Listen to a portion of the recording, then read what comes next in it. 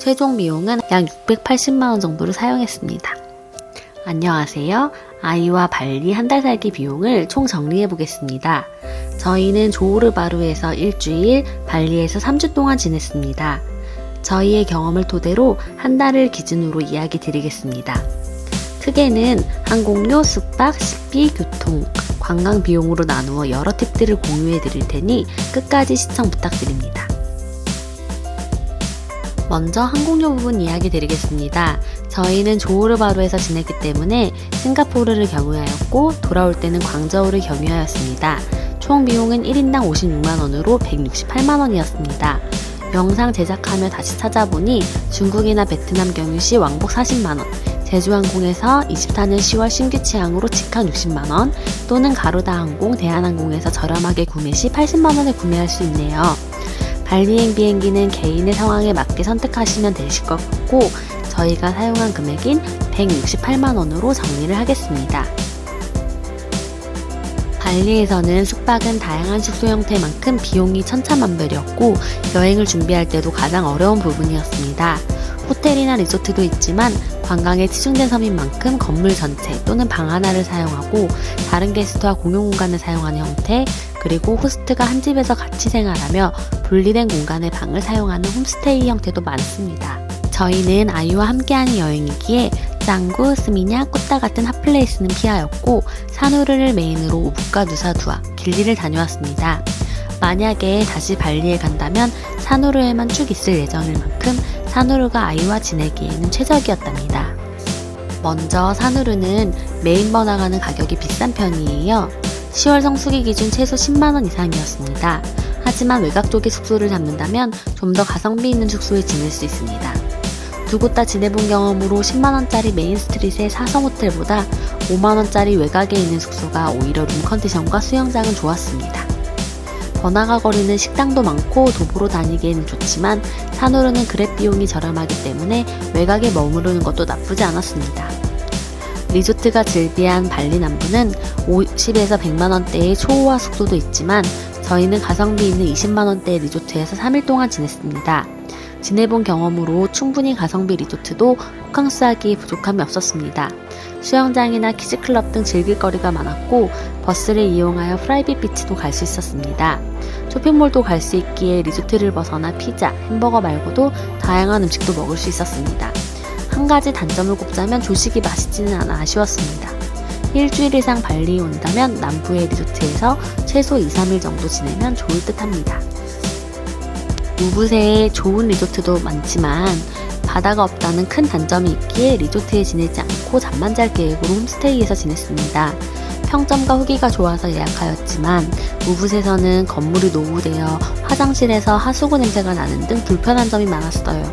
길리에서는 걱정을 많이 했는데 오히려 깨끗했습니다. 호스트나 건물에 따라 호불호가 많이 갈릴 것 같네요. 만약에 홈스테이 형태에서 묵는다면 리뷰를 잘 살펴보고 최소한 5만원 이상 숙소에 예약하세요.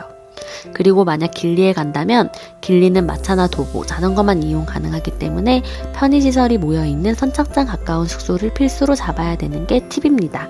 저희는 리조트에서 3일 포함하여 최종 3주에 160만원 사용하였으며 평균 내어 하루 72,000원으로 계산하면 한 달 228만원 정도 될 듯 합니다. 만약에 아이를 현지 유치원에 보내고자 하면 한 곳에 지내야 되고 그렇다면 장기 투숙으로 예약 시 할인받을 수 있을 것 같습니다. 하지만 발리는 지역마다 다양한 매력을 가지고 있어서 여러 지역을 경험해 보시는 것을 추천드리고 싶어요. 그리고 비수기와 성수기의 차이가 크지만 성수기 숙소 기준으로는 최종 한 달 228만원으로 정리하겠습니다. 다음은 식비입니다. 아침 식사는 숙소에서 조식으로 해결하였고 점심 저녁도 밖에서 거의 외식을 하였습니다. 비용은 메뉴 2-3개에 2만원, 음료까지 시켰을 때 넉넉 잡아 3만원 정도 나왔습니다. 만약 로컬 식당에서 먹으면 절반 가격이지만 아이와 함께 여행이기 때문에 위생을 가장 1순위로 생각하였고 그 대신 가족들 모두 발리벨리를 겪지 않았습니다. 그리고 발리 남부의 리조트에서 머무를 때는 리조트 안에서 식사를 해결하거나 근처 관광객 전용 쇼핑센터를 이용해야 됩니다. 파스타나 피자, 햄버거, 샌드위치 등의 메뉴가 만원 정도로 저렴해 보이나 리조트에서는 텍스가 20% 정도가 붙고 쇼핑센터는 비싼 편이기에 한국에서 외식하는 정도의 가격으로 생각해야 됩니다. 한 끼에 최소 4만원, 폭립 같은 메뉴까지 시킨다면 7만원 정도입니다. 저희는 아이를 제외하고는 매일 3끼를 챙겨 먹지 않았지만 해변에서 마시는 맥주, 칵테일, 코코넛, 커피, 간식 등을 생각하여 하루 6만원씩 한 달을 계산하여 180만원으로 넉넉하게 잡았습니다.